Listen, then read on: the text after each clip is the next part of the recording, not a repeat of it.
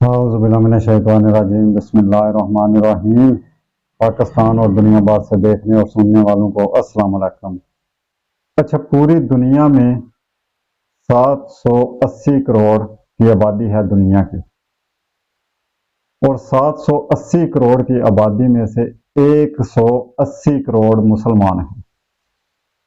مطلب کہ کل آبادی 780 کروڑ میں سے 180 کروڑ مسلمان آبادی ہے۔ تمام مذہب سے زیادہ آبادی جو ہے وہ مسلمانوں کی ہے۔ مسلمان اکثریت میں زیادہ ہیں ہر مذہب سے۔ تو اتنی تعداد میں مسلمان جو ہیں، بڑے افسوس، صد افسوس کی بات ہے کہ ہر روز کوئی نہ کوئی ایسا زہریلا تیر چلتا ہے جس سے ان 180 کروڑ مسلمانوں کے دل جو ہیں وہ زخمی ہو جاتے ہیں۔ 180 کروڑ مسلمانوں کے دل دکھتے ہیں۔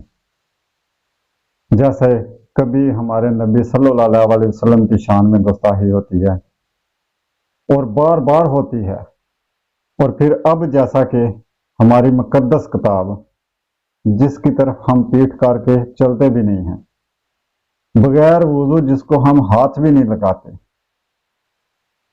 اس ہماری مقدس کتاب جو دونوں جہانوں کی والی ہے، دونوں جہانوں کی والی کتاب قرآن شریف کی بے حرمتی کی جاتی ہے۔ اور سونے پہ سہاگا یہ ہے کہ یہ گنونا عمل سویڈن گورنمنٹ کی اجازت سے ہوتا ہے۔ یہ سارا کام گورنمنٹ کی اجازت سے ہوتا ہے۔ مطلب کہ سویڈن گورنمنٹ جو ہے وہ اجازت دیتی ہے کہ جاؤ اور جا کر 180 کروڑ کی آبادی کے دل دکھا لو۔ 180 کروڑ کی آبادی کے دلوں کو چھلنی کر لو۔ 180 کروڑ کی آبادی کے دلوں کو خون کے آنسو رلاؤ۔ یہ سویڈن گورنمنٹ اجازت دیتی ہے۔ کیا دنیا میں کوئی ایسا قانون نہیں ہے کہ جس میں دل دکھانے کی سزا ہو؟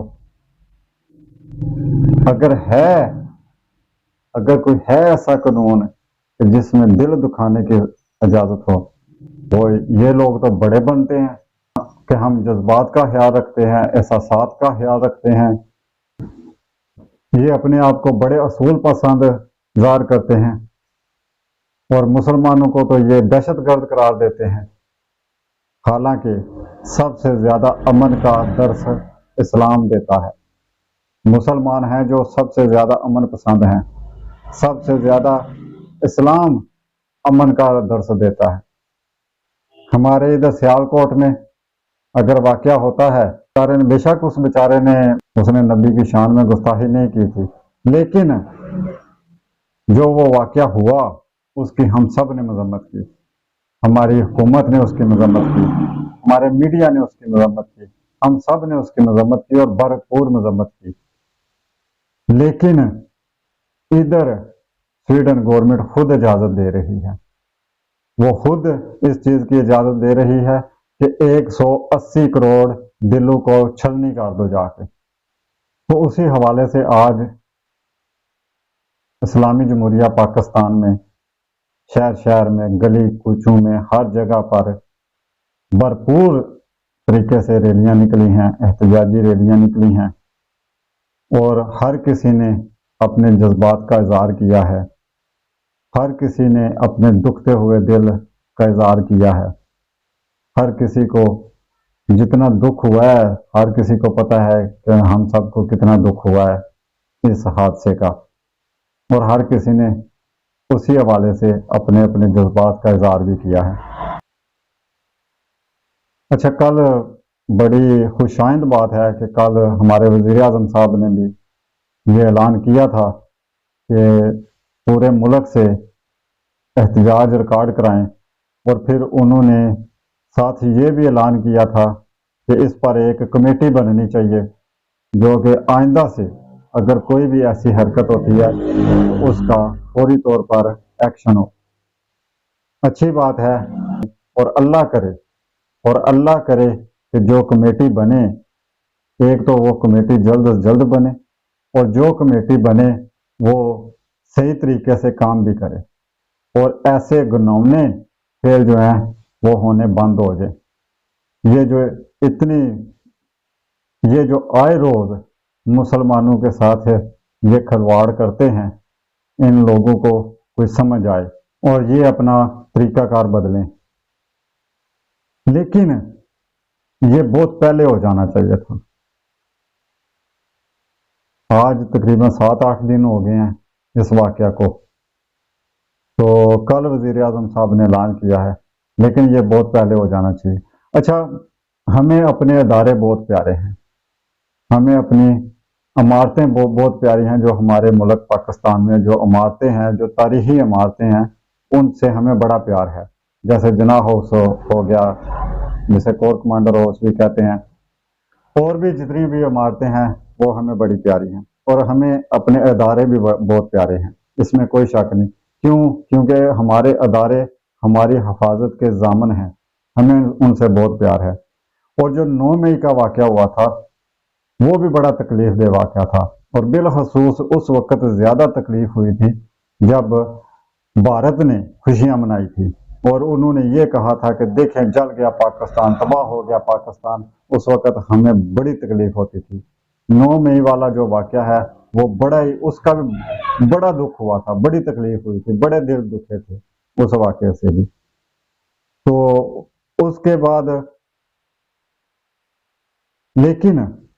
لیکن ہمارے حکومتی وزراء جو ہیں، اس وقت جب 9 مئی کا واقعہ ہوا تھا تو دوسرے دن ہی انہوں نے میڈیا پر آ کر ڈیرے جما دیے تھے۔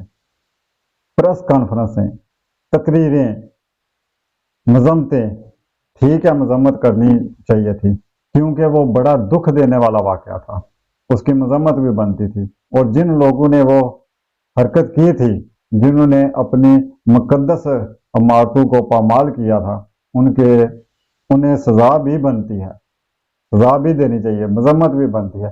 لیکن ہم کہتے ہیں کہ اس وقت تو دوسرے دن ہی ہمارے وزیر میڈیا پر آ کر انہوں نے ڈیرے جما دیے،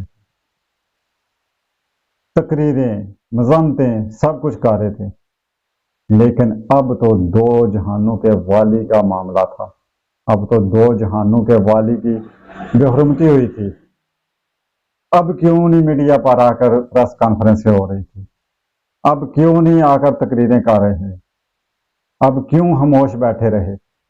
اچھی بات ہے کہ کل وزیر اعظم صاحب نے اس چیز کا اظہار کیا، مذمت بھی کی انہوں نے، جو کہ پوری قوم کے لیے قابل فخر ہے۔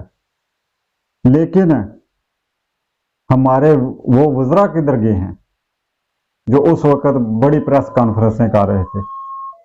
آج وہ کدھر تھے؟ اچھا، ادھر کہنا پڑتا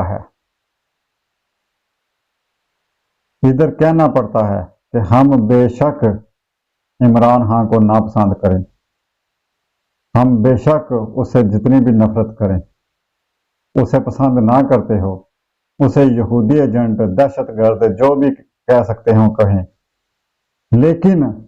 لیکن جب نبی پاک صلی اللہ علیہ وسلم کی شان میں گستاخی ہوتی ہے تو وہ میڈیا پر آ کر بیٹھ جاتا ہے اور کہتا ہے کہ نبی پاک صلی اللہ علیہ وسلم ہمارے دلوں میں بستے ہیں اور ہم ان کی شان میں گستاخی برداشت نہیں کر سکتے، اور اقوام متحدہ میں اسلامو فوبیا کے خلاف بات کرتا ہے اور ناموس رسالت کے حوالے سے بل پیش کرتا ہے۔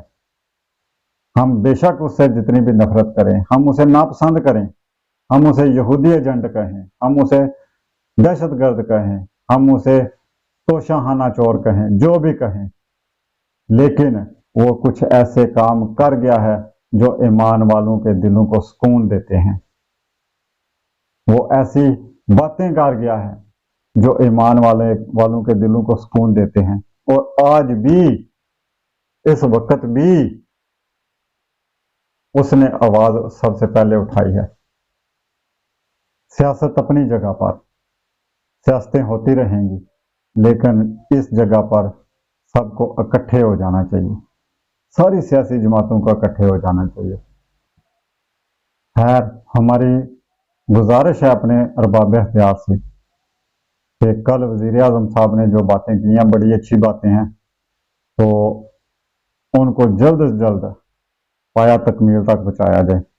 और सबसे पहले तो स्वीडन सफ़ीर को बुलाकर एहतजाज किया जाए, एहतजाज रिकॉर्ड किया जाए और स्वीडन गवर्नमेंट से रब्ता किया जाए और उन्हें इस बात का एक्शन लेने के पर मजबूर किया जाए। बहुत मेहरबानी, शुक्रिया। दुआ में याद रखिएगा। फी अमानुल्लाह।